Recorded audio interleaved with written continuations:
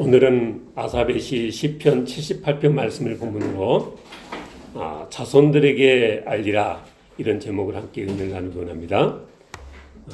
시편 78편이 꽤 긴 시입니다. 72절까지 있는데 1절, 2절에 보니까 아삽이 하는 말이 지금부터 백성들에게 율법을 전하겠다. 예로부터 감춰졌던 것을 드러내겠다.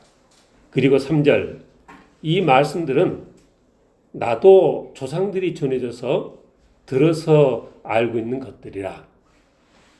그리고 이제 4절에 보니까 우리가 이를 그들의 자손에게 숨기지 아니하고 여호와의 영예와 그의 능력과 그가 행하신 기이한 사적을 후대에 전하겠다 그랬습니다. 그러니까 아삽이 자기 자손들에게 전하겠다고 하는 내용이 뭐라고요? 여호와의 영예와 그의 능력과 그가 행하신 기이한 사적을 자손들에게 숨기지 않고 후대에 다 전하겠다. 근데 이 여호와의 영예와 그의 능력과 그가 행하신 기이한 사적을 숨기지 않고 후대에 전하겠다고 마음먹은 것은 5절에 보니까 하나님께서 그렇게 하라고 명령하셨다는 것이죠. 이렇게 모든 이스라엘 백성들이 자기 자녀들에게 이 하나님께서 세우신 증거와 법도를 알게 할 의무가 있었는데 하나님께서 이런 명령을 하신 목적이 무엇이냐?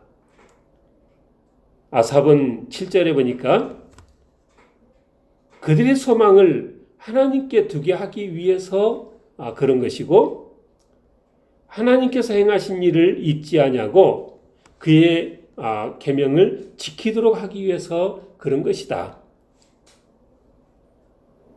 그렇게 해서 8절에 그들로 그들의 조상과 같이 되지 아니하도록 하기 위해서 그런 것이다.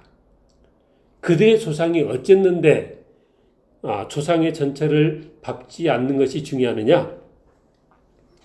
그들의 조상들은 완고하고 패역하여 그들의 마음이 정직하지 못하며 그 심령이 하나님께 충성하지 아니하는 세대였고 그들과 같이 되지 아니하게 해서 그들에게 하나님의 영예와 그의 능력과 그가 행하신 기이한 사적을 다 숨기지 않고 전하겠다는 것입니다. 근데 그 조상들이 완고하고 패역해서 하나님께 충성하지 아니하는 세대라겠는데 9절에 보니까 그 예로 에브라임 자손을 얘기하고 있습니다. 9절, 10절, 11절 에브라임 자손은 무기를 갖추며 활을 가졌으나 전쟁의 날에 물러갔도다. 그들이 하나님의 언약을 지키지 아니하고 그의 율법 준행을 거절하며 여호와께서 행하신 것과 그들에게 보이신 그의 기이한 일을 잊었다. 누가요? 에브라임 자손이 그랬다는 것입니다. 근데 우리가 잘 알듯이 에브라임은 누군가요?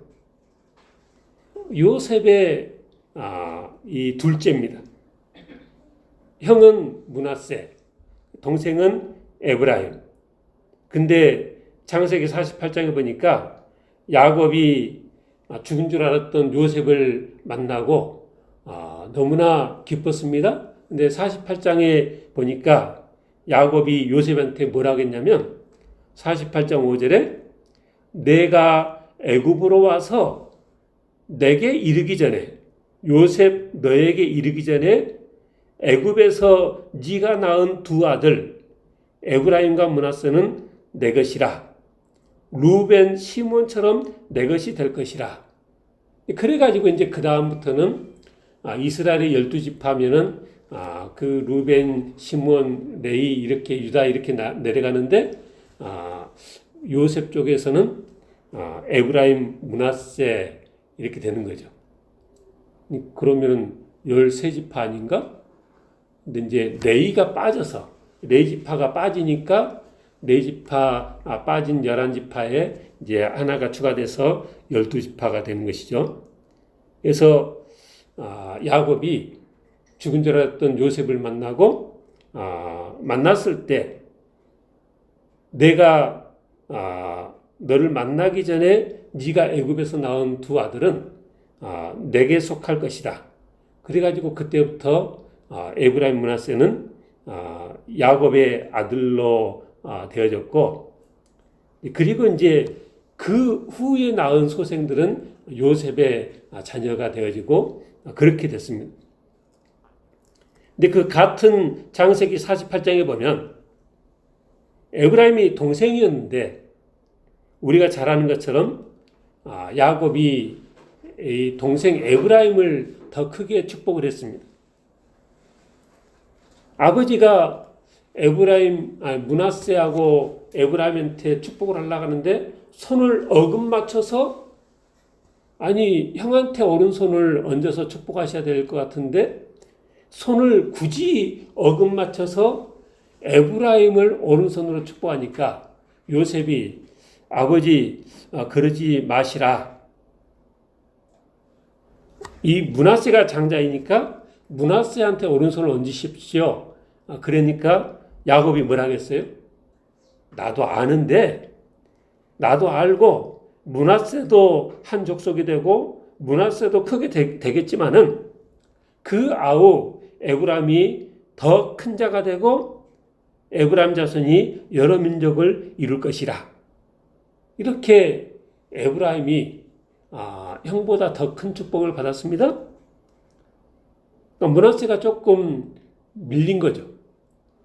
그렇긴 하지만 창세기 48장 20절에 보니까 이 야곱이 뭐라고 축복했냐면 이스라엘이 너로 말미암아 축복하기를 하나님이 너에게 에브라임 같고 므낫세 같게 하시리라. 그러니까 무슨 말이에요?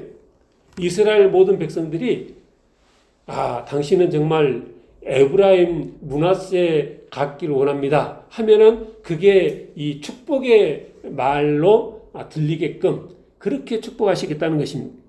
근데 이제 그 속에 축복하는데 에브라임을 므낫세보다 앞세웠다.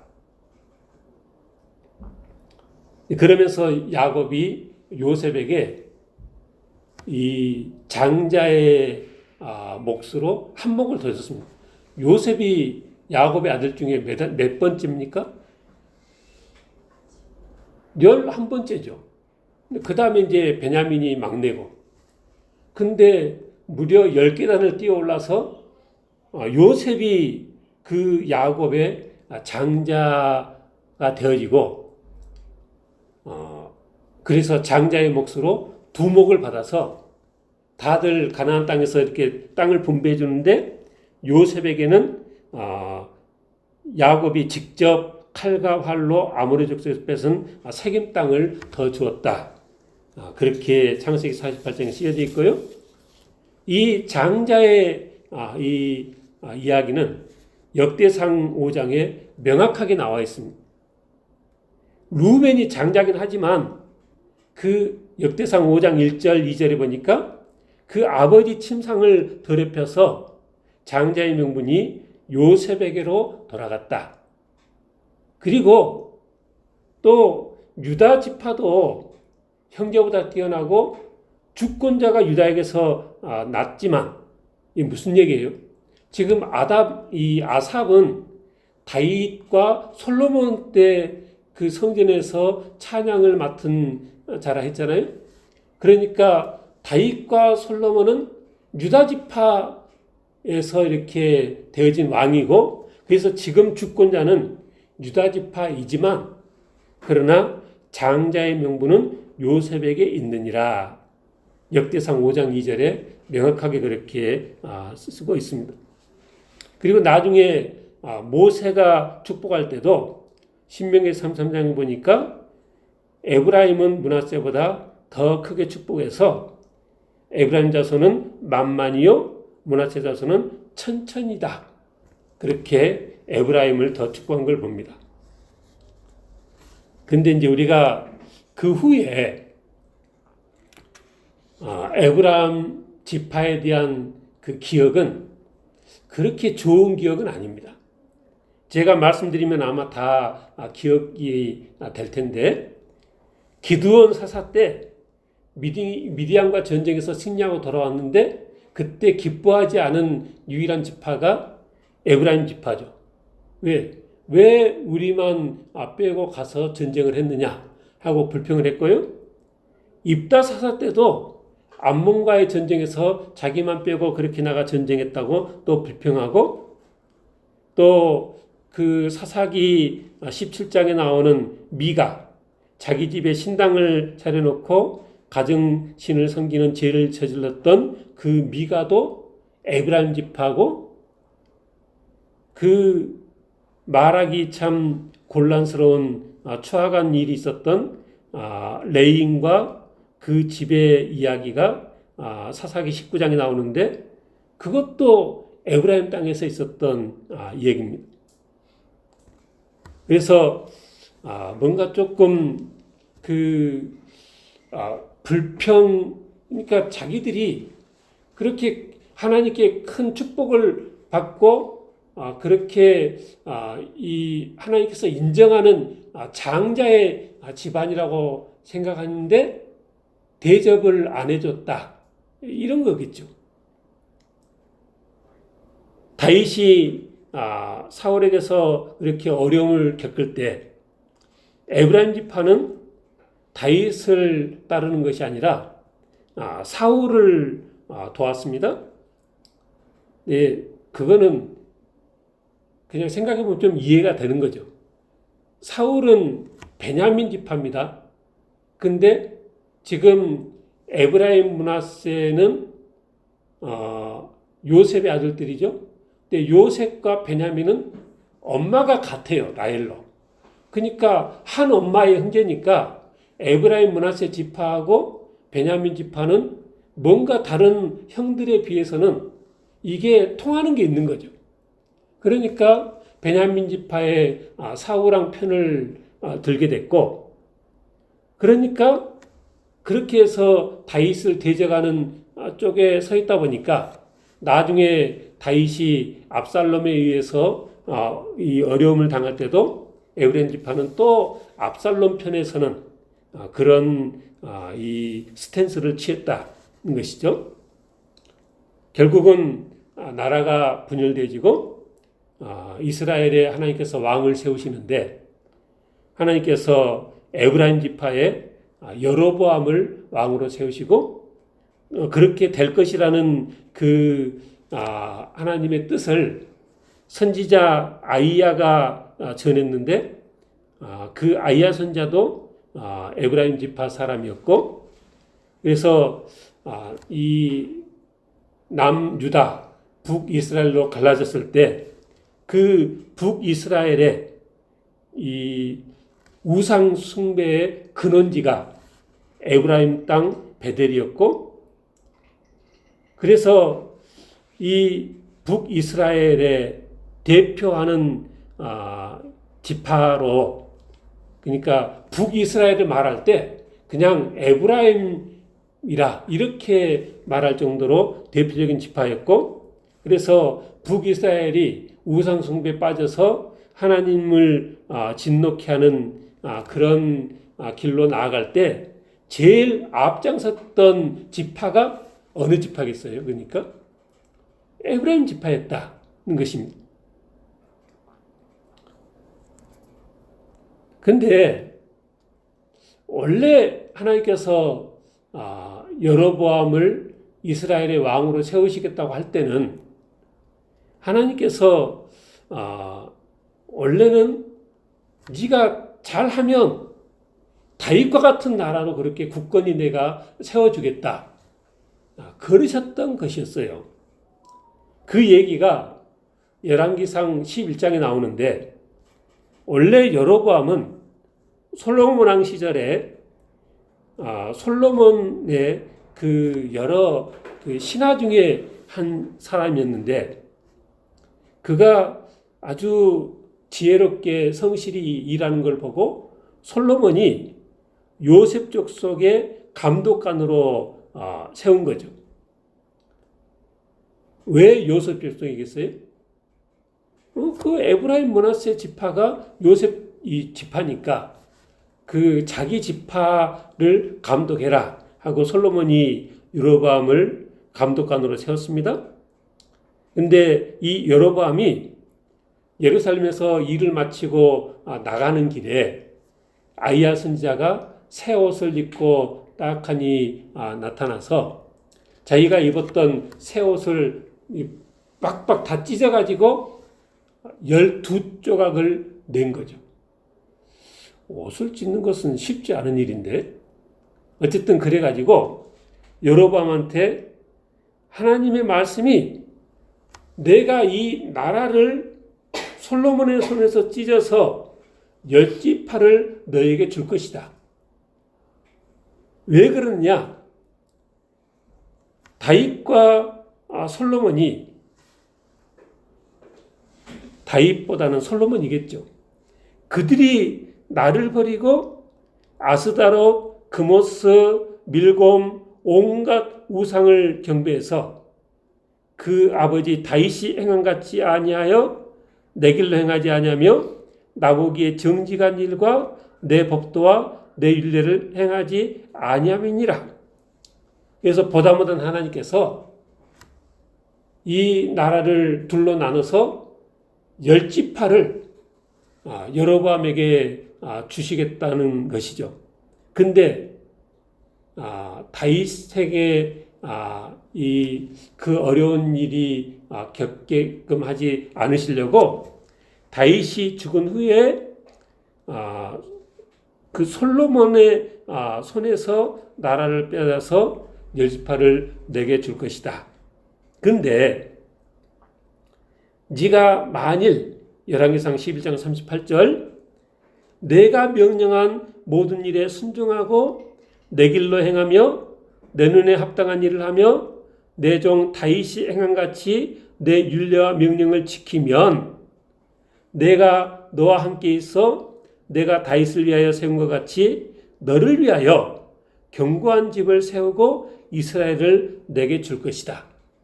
아이야 선지자가 하나님의 뜻을 그렇게 전했고, 그래서 이제 그 소식을 들은 솔로몬이 여로보암을 죽이려고 하니까 여로보암이 솔로몬을 피해서 애굽으로 피신해 있다가 솔로몬이 죽었다는 소식을 듣고서야 이제 다시 가나안 땅으로 오게 됐다는 것입니다. 솔로몬이 죽었습니다. 솔로몬이 죽고 솔로몬의 아들 르호보암이 이스라엘 왕으로 세워지려고 하는 때 이야기가 그 다음 장 열왕기상 12장인데 이스라엘 백성들이 와가지고 당신의 아버지는 우리를 너무 힘들게 했습니다. 그러니 우리가 당신을 잘 섬기겠으니 그 아버지 때처럼 그렇게 너무 그러지 마시고 짐을 좀만 덜어 주십시오. 그랬습니다. 그러니까 르호보암이 그래 돌아가서 내가 잘 알았고 돌아가서 며칠 후에 다시 와라.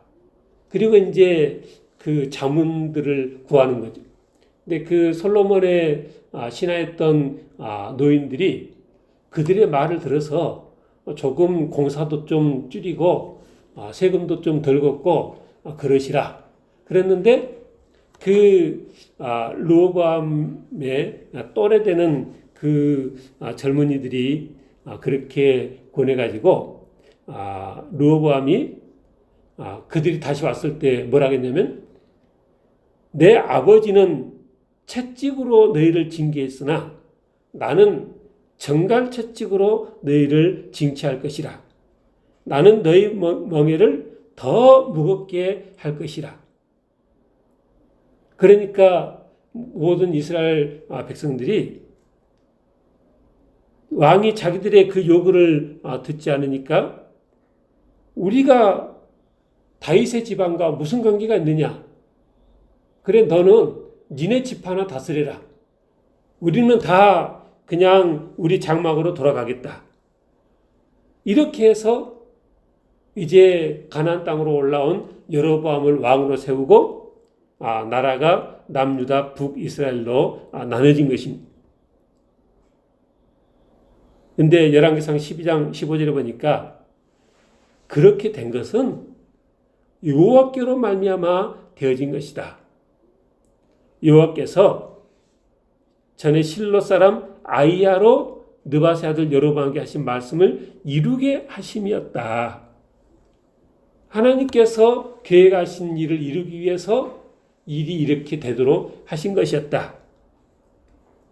이스라엘 백성들이 그렇게 돌아가니까 르호보암이 유다와 베냐민 지파를 모아서 용사 18만 명으로 그들을 치려고 하니까 하나님께서 스마야 선지자를 보내서 이건 내가 이 일이 이렇게 되도록 한 것이니까 너희는 올라가서 싸우지 말라 그랬고, 그래서 르호보암과 그 유다 지파가 하나님의 말씀을 듣고 그냥 그대로 그 상태를 받아들였다는 것이죠.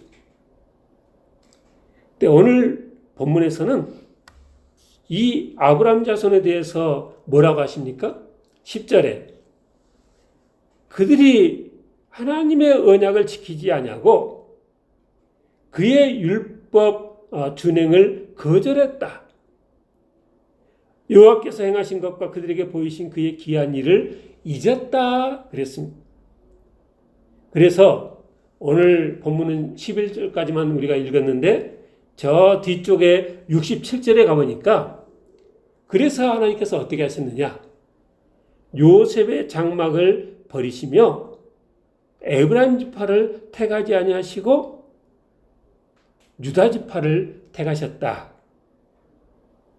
그래서 아삽이 이 시편 78편을 통해서 우리가 에브라임 지파의 전체를 밟지 않으려면 여호와의 영예와 그의 능력과 그가 행하신 기이한 사적을 자손들에게 알려야 하는 것이고, 또 5절에 하나님께서도 그리하라고 명령하셨다라는 것입니다.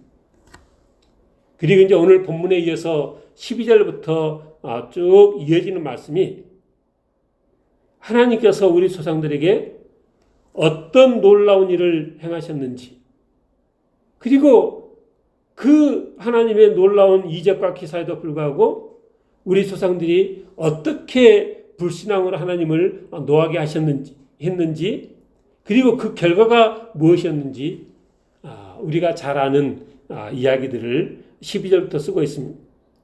12절부터 보니까 홍해의 기적과 불기둥과 구름기둥으로 인도하신 것과, 또 15절에 반석에서 물을 내시는 놀라운 일을 행하셨지만 어쨌다고요? 17절에 그들은 계속해서 하나님께 범죄하여 메마른 땅에서 지존자를 배반했다. 18절 이하에 보니까 하나님께서 반석을 쳐서 물을 내긴 하셨지만 하나님께서 이 광야에서 우리에게 식탁을 베푸실 수 있겠냐?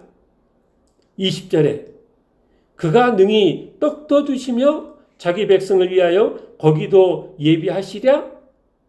그거는 못하실 것 같은데 그 말인 거죠.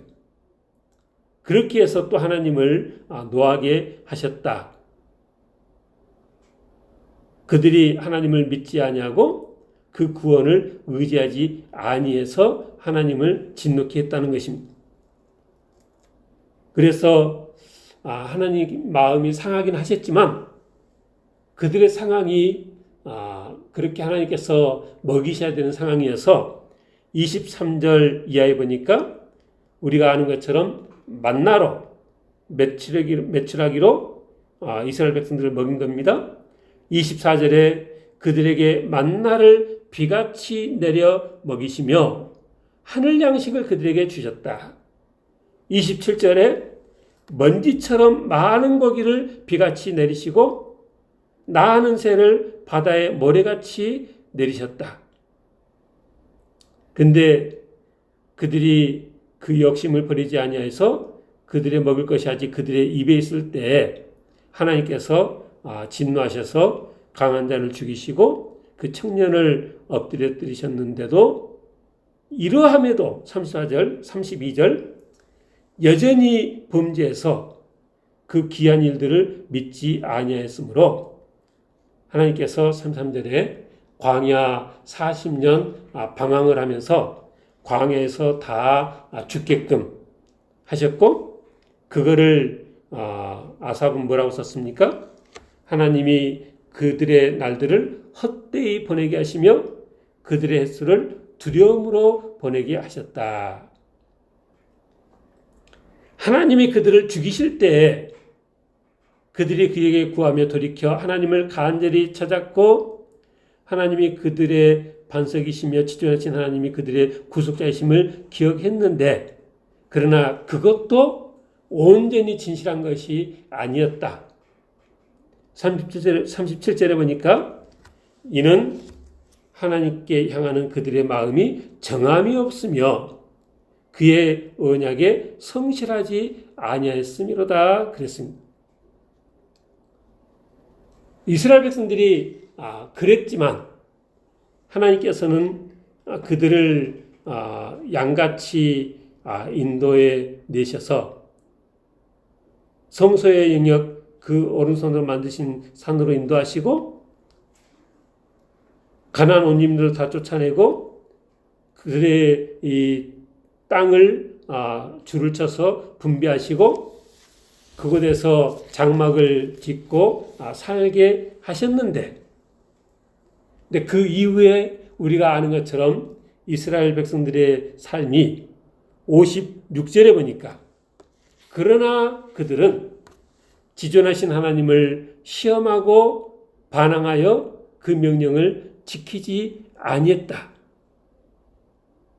그들의 조상들 같이 배반하고 거짓을 행하여 속이는 활같이 빗나가서 자기 산당들로 그 노염을 일으키며 그들의 조각한 우상들로 그를 진노하게 했다.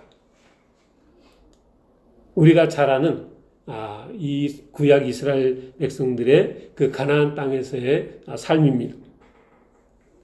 그래서 59절에 하나님이 분내의 이스라엘을 크게 묘해서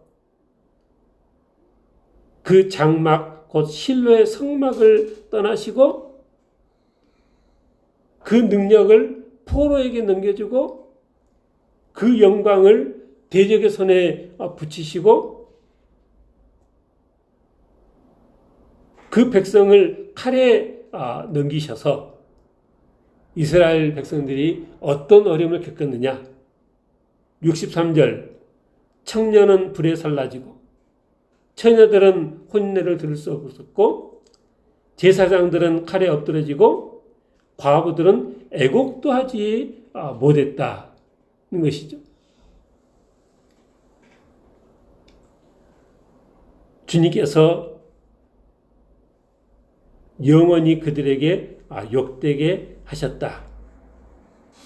그러면서 아삽이 하는 말이 요셉의 장막을 버리시며 에브라임 지파를 택하지 아니하시고 오직 유다 지파와 그가 사랑하시는 시온산을 택하셨다.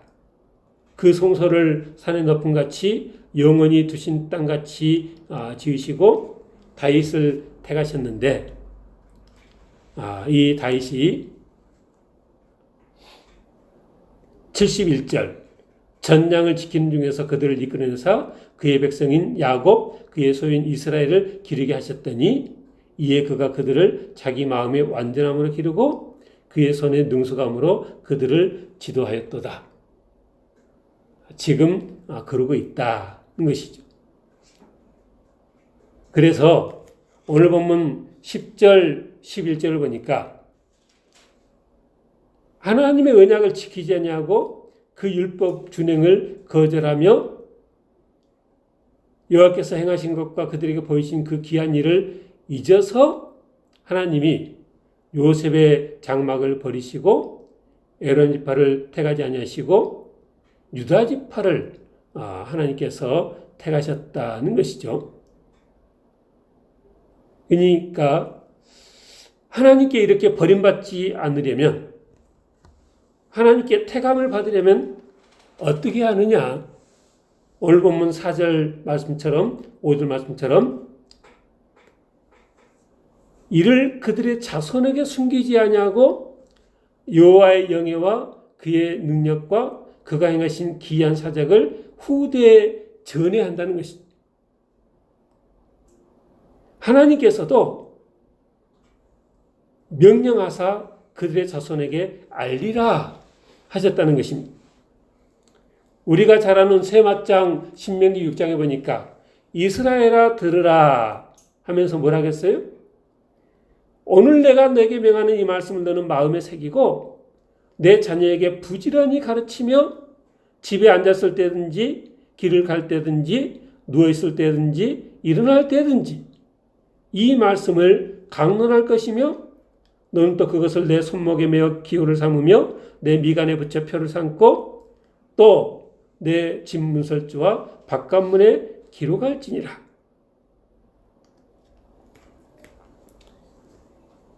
옛날 우리 어렸을 때 자라나던 때를 생각해 보면 그래도 지금은 돌아가신 우리 부모님이 자녀를 신약으로 양육하는데 대단히 열심히셨다. 참 감사한 생각을 늘 합니다. 약국을 하시는데 장사를 하시면서도 늘 틈틈이 성경을 펴놓고 성경 읽으시고 주일날이면 우리들이 주일학교 가는 것은 물론이고 저녁에 어른들이 드리는 주일 정령 예배에 꼭 데리고 가셔가지고 그때 우리는 정말 재밌는 TV 프로가 구봉서 배삼룡 웃으면 보고야였는데 그거를 못 보고 끌려가는 거죠. 근데 그렇게 열심히 예배에 참석하다 보니까 점점 은혜가 돼서 나중에는 수요 예배도 새벽 기도에도 그렇게 더 열심을 내게 됐던 것을 생각합니다. 성도들의 가정들은 앞으로 이어지는 후손들은 어떻게 될 것 같습니까? 요셉의 장막 에브라임 지파처럼 되지 아니하고 유다 지파처럼 되지길 주님은 축원합니다. 근데 그렇게 되려면 때를 얻든지 못 얻든지 자녀들을 말씀으로 양육하라는 것입니다. 그리고 그 이전에 먼저 내 자신이 열심히 말씀 생활을 해야 하는 것입니다. 그래야 자녀들을 말씀으로 양육할 수 있는 것입니다. 그리고 더 나아가서 주님께서 12제자를 삼으신 것처럼 우리도 영적인 자녀들도 잘 양육을 힘써야 하는 것입니다. 다음 주일이 이웃추성주일인데 주님 명령 따라서 열심히 증인의 삶을 살고 제자 삼는 삶을 우리가 살아가는 것입니다. 여호와께서 증거를 야곱에게 세우시며 법도를 이스라엘에게 정하시고 우리 조상들에게 명령하사 그들의 자손에게 알리라 하셨다는 것입니다. 북이스라엘, 에브라임의 이 모든 것들이 우리에게 교훈이 되어서 우리는 열심히 말씀으로 양육하여 하나님의 기쁨이 되어지고 또 하나님께서 내려주시는 복을 받아 누리는 복된 인생 다 되시길 주님을 축원합니다. 기도하겠습니다.